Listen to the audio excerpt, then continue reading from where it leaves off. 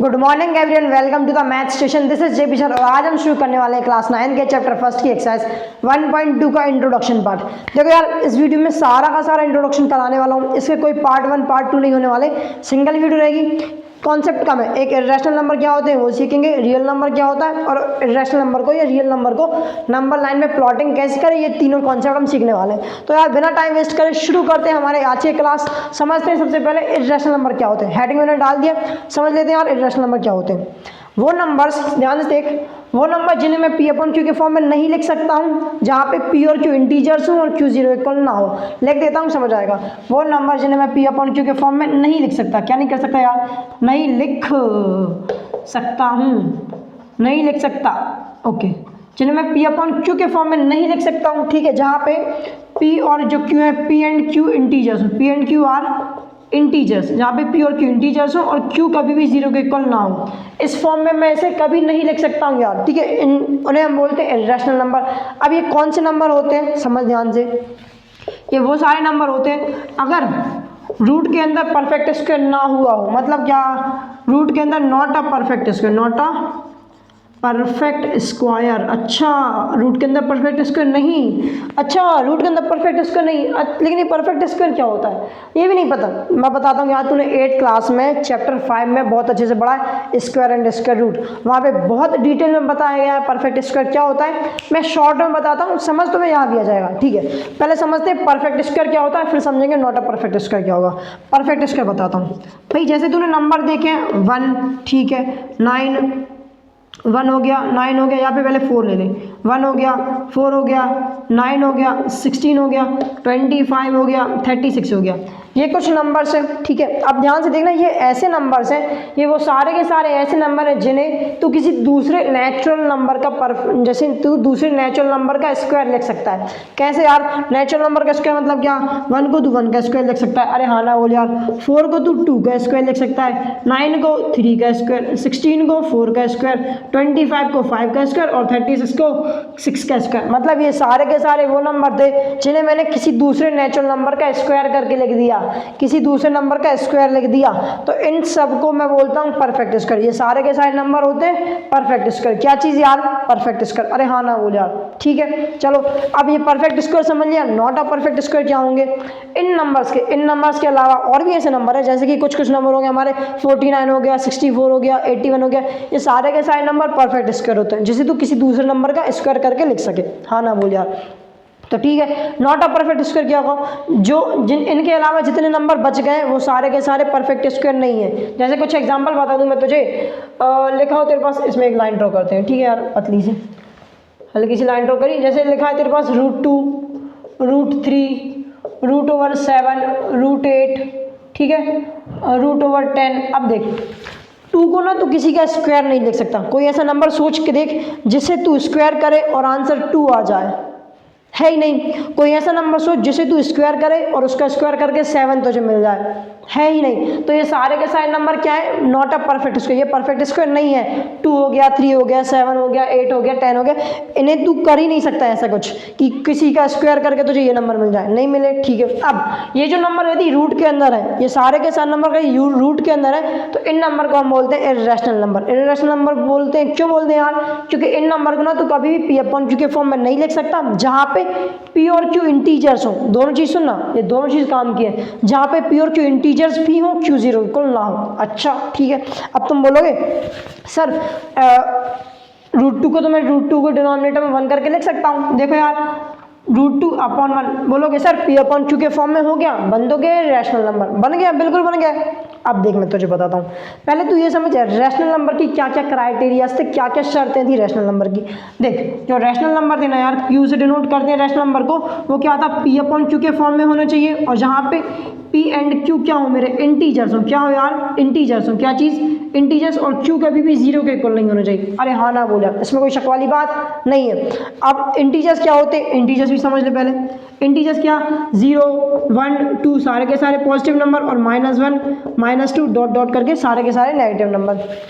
अब तू यदि ध्यान से देखे तो जो ये तूने लिखा पी अपन क्यू के फॉर्म में तूने लिख दिया, शर्त क्या थी इंटीजर की हमारे रैशनल की, क्या पी अपन क्यू के फॉर्म में हो और पी और क्यू इंटीजर्स भी होने चाहिए, पी और क्यू इंटीजर्स भी होने चाहिए।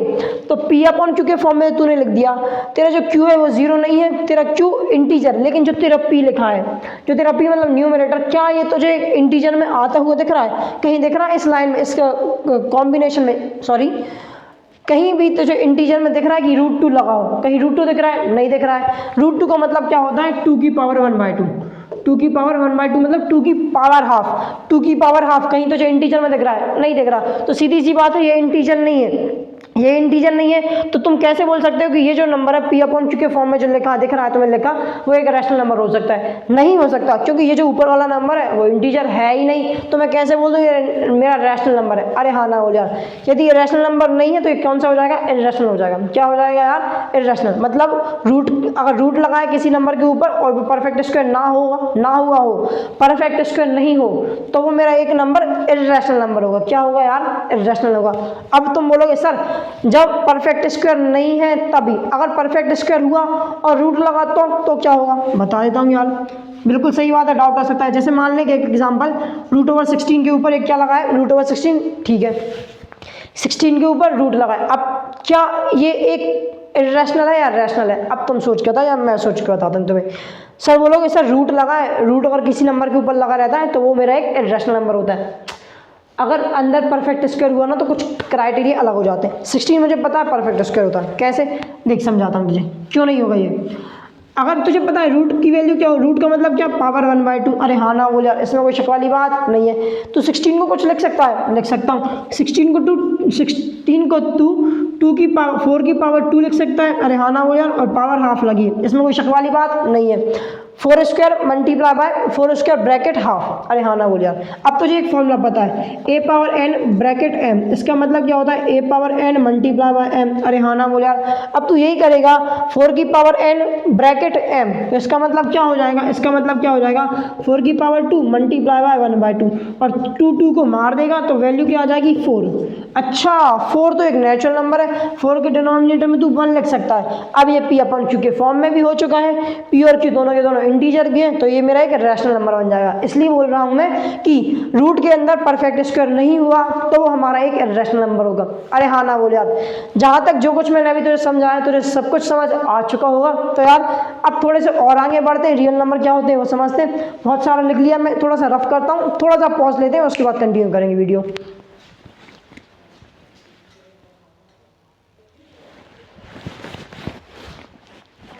तो चलो अच्छा रफ कर दिया, फटाफट से आगे बढ़ते हैं।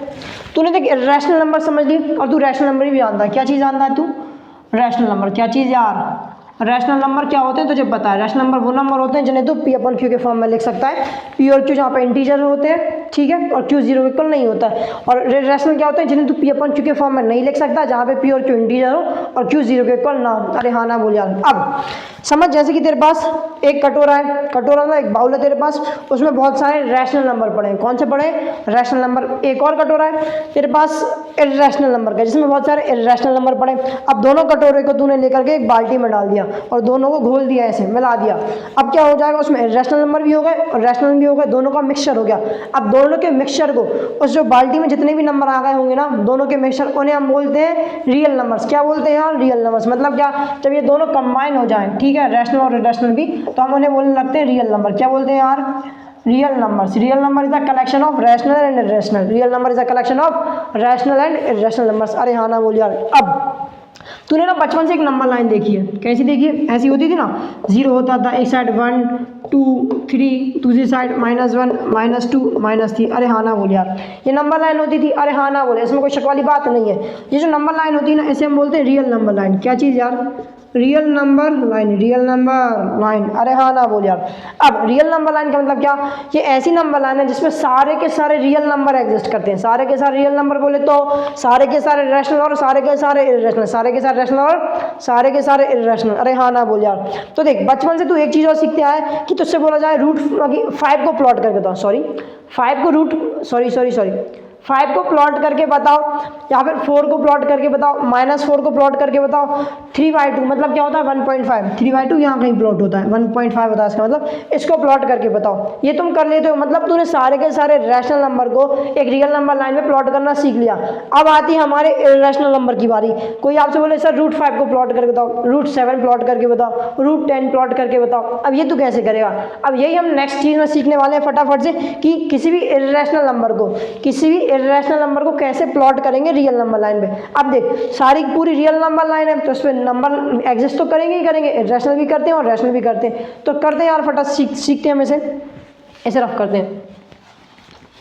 क्या सीखेंगे? इर्रेशनल नंबर को प्लॉट आउट करना कैसे, समझाता हूँ फटाफट से, ज़्यादा टाइम वेस्ट नहीं करेंगे, बिल्कुल जल्दी से सीखेंगे इस चीज़ को। वीडियो ज़्यादा लंबी नहीं कर रहा हूँ आप लोगों के लिए, मुझे पता है ज़्यादा लंबी वीडियो में ना तुम लोग खुद बोर होने लगते हो गया। देख एक एग्जाम्पल के थ्रू सीखेंगे प्लॉटिंग का रियल नंबर। क्या चीज़? प्लॉटिंग का real number, plotting real number या फिर इर्रेशनल नंबर, या फिर irrational numbers, plotting irrational numbers. ठीक है, समझते हैं। एक एग्जांपल देता हूँ, बहुत अच्छा सा एग्जांपल, √6 को प्लॉट करके दिखाओ। नंबर लाइन पे √6 को प्लॉट करते हैं फटाफट से। इस √6 को सिर्फ प्लॉट करने से ना आप 2 टाइप के क्वेश्चंस को सॉल्व कर पाओगे। दो टाइप से, मतलब कि कैसे कैसे होते हैं सब तुझे बता दूंगा। ठीक है, 2 टाइप के कैसे होते हैं। मान ले √6 को तुझे प्लॉट करना है, तो इसके लिए ना तुझे एक मेथड यूज़ करनी होनी चाहिए, एक थ्योरम पता होना चाहिए, पाइथागोरस थ्योरम। पाइथागोरस थ्योरम क्या होता है तुझे पता होगा, perpendicular square plus base square equals to hypotenuse square. अरे हाँ ना बोला, मतलब कि बताऊंगा सारा का सारा, सॉल्व करके बताता हूँ डायरेक्ट। √6 को प्लॉट करना है, 3 चीज़ें होनी चाहिए। ट्राइंगल बनाएंगे, ट्राइंगल में क्या क्या होता है, हाइपोटेनियस, परपेंडिकुलर और बेस। ठीक है, तो हम ना हाइपोटेनियस को छोड़ दो, हाइपोटेनियस को भूल जाओ, हमें सिर्फ बेस और परपेंडिकुलर लेंगे। हमेशा परपेंडिकुलर बोलो 1 यूनिट। कितना है यार? 1 यूनिट। कितना?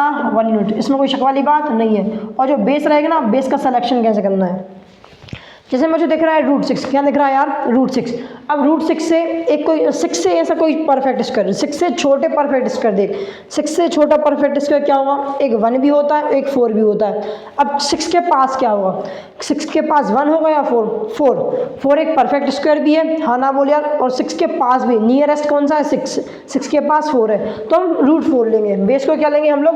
√4। और यदि √4 को तो अच्छे से देखें तो √4 को मैं 2 यूनिट्स भी लिख सकता हूँ। अरे हाँ ना बोल यार, पता नहीं पता। देख 4 को क्या कर देंगे? 2 का स्क्वायर लिख दो। रूट का क्या होता है? 1/2, पावर 1/2। अरे हाँ ना हो जा, तो पावर से पावर कैंसिल हो जाएगी। अरे ध्यान से देख यार, 4 को मैं लिख सकता हूँ 2 का स्क्वायर, रूट को लिख सकता हूँ 1/2, तो 2 ने 2 को मार देगा तो क्या वैल्यू हो जाएगी? 2 हो जाएगी। अरे हाँ ना बोल यार, ठीक, बिल्कुल सही बात है यार, इसलिए इसको 2 यूनिट भी हो जाता है हमारा ये। अब इसको प्लॉट करना है नंबर लाइन पे, मैं बता देता हूँ। एक नंबर लाइन ले लें, सारे के सारे पॉजिटिव ले लेते हैं फटाफट से, नेगेटिव की जरूरत नहीं है तो नेगेटिव को छोड़ देते हैं। 0 1 2 3 4 इतने में काम हो जाएगा, 4 तक जाने की जरूरत भी नहीं है। अब ध्यान से देख, जैसे तू यहाँ पे खड़ा है तो उससे बोला सर 5 किलोमीटर चल के आओ, 5 किलोमीटर चलो, तो तू क्या करेगा? जिस पॉइंट पे तू शुरू कर रहा है उस पॉइंट को क्या बोलेंगे? पॉइंट 0 बोलेंगे ना। अरे हाँ ना बोल यार, तो जो पॉइंट A0 है ना, इसको हम बोल देते ए। क्या बोल देते? ए। कितना चलना है? बेस कितना है? 2 यूनिट। बेस मतलब नीचे वाला कितना चलना है? 2 यूनिट। इसे √4 भी बोल सकता है और 2 यूनिट भी बोल सकता है। अरे हाँ ना बोल यार, जो पॉइंट 2 है ना, 2 को बोल दो पॉइंट बी। क्या बोल दो? Point B. और पॉइंट बी पे एक परपेंडिकुलर लाइन ड्रॉ करो 1 यूनिट की। कितनी यूनिट की? 1 यूनिट की। 1 यूनिट लिया था ना परपेंडिकुलर। अरे हाँ ना बोल यार। अब पॉइंट ए को इसके टॉप से ज्वाइन कर देते हैं, पॉइंट ए को इसके टॉप से ज्वाइन कर दो और इस पॉइंट को बोल दो पॉइंट सी। अरे हाँ ना बोल यार, तो ध्यान से देख पा रहा होगा, एक तुझे क्या मिल रहा है? एक राइट एंगल ट्राइंगल बन रहा है। क्या मिल रहा है यार? एक राइट एंगल ट्राइंगल। अब उसी राइट एंगल ट्राइंगल में पाइथागोरस थ्योरम लगा दो। Okay, on applying Pythagoras theorem in triangle ABC, in triangle ABC triangle में क्या कहते हैं? हाइपोटेन्यूज स्क्वायर लगा देते हैं। क्या होगा यार? सॉरी, पाइथागोरस थ्योरम लगा देते हैं। Hypotenuse square equals to perpendicular square plus base square. अरे हाँ ना बोल यार, हाइपोटेन्यूज क्या है? AC। क्या चीज़ है यार? AC का स्क्वायर इक्वल्स टू परपेंडिकुलर की वैल्यू 1 का स्क्वायर। ठीक है, परपेंडिकुलर कितना है? 1 का स्क्वायर। बेस कितना है? √4 बोल दे या 2 बोल दे, कुछ भी बोल सकते हैं। √4 का होल स्क्वायर। अरे हाँ ना बोल यार, AC स्क्वायर रहेगा। 1 का स्क्वायर कितना होता है? 1। अरे हाँ ना बोल यार, प्लस। अब तो चीज़ बता दूँ, स्क्वायर से रूट कट जाता है, क्यों करता है तुझे पता होगा, ये पावर 2 है, रूट का मतलब पावर हाफ, तो 2 ने 2 को मार देगा तो 4 बच जाएगा। अच्छा ठीक है 4, सो ए सी स्क्वायर कितना हो जाएगा 1 + 4 हो गया 5, हाँ ना बोले। अब ना दोनों साइड रूट कर दो, देखो यहाँ से स्क्वायर हटता है और सामने रूट लग जाता है, यहाँ से स्क्वायर हटा और सामने रूट लग जाता है। ये क्यों लग जाता है तुझे वापस से बता देता हूँ, तो लेकिन तुझे शॉर्ट ट्रिक पता होना चाहिए, ठीक है। अगर यहाँ पे स्क्वायर लगाए, सामने कुछ है, इसका स्क्वायर हटाओ, वहाँ पे रूट लगाओ, ये क्यों होता है ये भी बता देता हूँ। जैसे तुझे लिखा है तेरे पास AC स्क्वायर इक्वल्स टू 5, अरे हाँ ना बोले यार। अब तुम्हें पता है दोनों साइड हम कुछ ना कुछ चीज़ कर सकते हैं, दोनों साइड अगर मैं प्लस कर रहा हूँ, राइट हैंड साइड 1 प्लस कर रहा हूँ, इस साइड 1 प्लस कर दूंगा, दोनों की चीज़ इक्वल हो जाएगी। अरे एक एग्जाम्पल देख यार सबसे बेस्ट, तू समझ 2 किलो चीनी लेने गया, अरे हाँ ना बोले यार, तो क्या करता है 2 किलो का जो बाट होता है, 2 किलो का जो वेट होता है ना, उसको रखता है एक साइड, और एक साइड 2 किलो चीनी रखता है। किलो में ही लाता है, लीटर में तो लाता नहीं होगा तो चीनी, अरे हाँ ना बोले यार। तो क्या करेगा, एक साइड वेट रखेगा 2 किलो का, एक साइड वो 2 किलो चीनी डालेगा, तो दोनों की दोनों इक्वल बैलेंस हो जाएगा। तो बोले सर मुझे 3 किलो चाहिए, 3 किलो चीनी चाहिए, तो क्या करेगा 1 किलो का वेट और रखेगा इस साइड, फिर 1 किलो चीनी और डाल देगा, दोनों साइड 1 kg में बढ़ा देता है। मैं दोनों साइड इक्वल कर दिया, अरे हाँ ना बोले यार। ऐसे ही हम ना अगर कोई चीज़ इक्वेशन है तो दोनों में चीज़ें सेम कर दो, इस साइड भी रूट लगा दो, इस साइड भी रूट लगा दो, तो वैल्यू बराबर हो जाती है। तो हमने क्या किया, इस साइड भी रूट लगा दिया, इस साइड भी रूट लगा दिया, अरे हाँ ना बोल यार। तो देख इस स्क्वायर से रूट कैंसिल हो जाएगा, इस स्क्वायर से रूट कैंसिल हो जाएगा, अरे हाँ ना बोल यार। इसलिए हम डायरेक्ट क्या करते हैं, बेसिकली एक साइड का स्क्वायर लगा है, यदि एक साइड स्क्वायर लगा है, दूसरी साइड नंबर लिखा है, यहाँ का स्क्वायर हटाया, यहाँ रूट लगाया, तो AC की वैल्यू कितनी आ गई √5, कितनी आ गई यार √5। अब तो ध्यान से देख यहाँ पे AC की लेंथ हो गई मेरे पास √5। अब तुझे अगर √5 प्लॉट करना होता तो तू क्या करता, एक कंपास होता है तेरे पास, ज्योमेट्री बॉक्स में देखना एक कंपास होता है, उसको बढ़िया जोर से पकड़ो, जो पिन होती है इसको यहाँ पे खपाच करके बहुत जोर से मार दो, गड्ढा कर दो, यहाँ पे ए पॉइंट वहाँ पे खपाच करके गड्ढा कर दो, पेंसिल को ओपन करो, यहाँ पे रखो, इस लेंथ को मेजर करो, ठीक है, और यहाँ से एक ड्रॉ कर दो आर्क, क्या चीज़ ड्रॉ कर दो आर्क, जो कि मेरे रियल नंबर लाइन को कट करेगी। तो जिस पॉइंट पे कट करेगी ना वो पॉइंट √5 होगा, कितना होगा यार √5। लेकिन तुझे √5 प्लॉट नहीं करना, तुझे करना है प्लॉट √6। अब क्या करोगे, अब तो क्या करना है यार, जो AC थी ना AC, उसको बेस मान ले, उसको बेस मान के एक परपेंडिकुलर लाइन ड्रॉ कर दे 1 यूनिट की यहाँ पे, अरे हाँ ना बोले यार, और जो ये परपेंडिकुलर का टॉप है उसको ज्वाइन कर दे पॉइंट A से। अच्छा कर दिया, ठीक है, इस पॉइंट को बोल दे D, क्या बोल दे पॉइंट D, अच्छे से बनाता हूँ, इस पॉइंट को बोल दिया D। अब वापस से तुझे पाइथागोरस थ्योरम ही लगानी है, वापस से क्या कर यार, पाइथागोरस थ्योरम लगा, on applying Pythagoras theorem in triangle. अब कौन सा ट्राइंगल है, ACD, कौन सा ट्राइंगल यार, ACD, राइट एंगल ट्राइंगल, अरे हाँ ना बोल यार। इस पे पाइथागोरस थ्योरम लगा दे, क्या है, hypotenuse square equals to perpendicular square plus base square. इसमें कोई शक वाली बात नहीं है, हाइपोटेन्यूज कितना है AD square equals to perpendicular की वैल्यू 1 का स्क्वायर प्लस BC कितना है √5 का होल स्क्वायर। सो देख स्क्वायर ने रूट को मार दिया, तो AD का स्क्वायर कितना हो जाएगा यार, 1 का स्क्वायर 1 होता है प्लस 5, AD स्क्वायर कितना हो जाएगा यार 6, स्क्वायर हटा रूट लगा, तो AD की वैल्यू कितनी आ गई √6। अच्छा AD की वैल्यू आ गई √6। तो वापस से वो जो अभी यहाँ पे गड्ढा था ना, उसमें वापस से अपना कंपास जहाँ पे डालो, मेजर करो √6, ये इसकी लेंथ कितनी आ गई √6।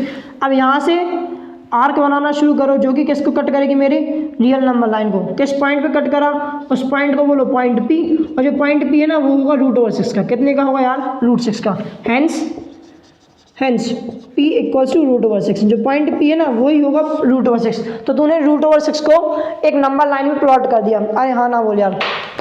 देख इसी के साथ सारी की सारी वीडियो होती है ख़त्म। इस वीडियो को देखने के बाद तुम्हारी 1.2 स्टार्ट करो, ख़त्म करो, सारी की सारी एक्सरसाइज बन जाएगी।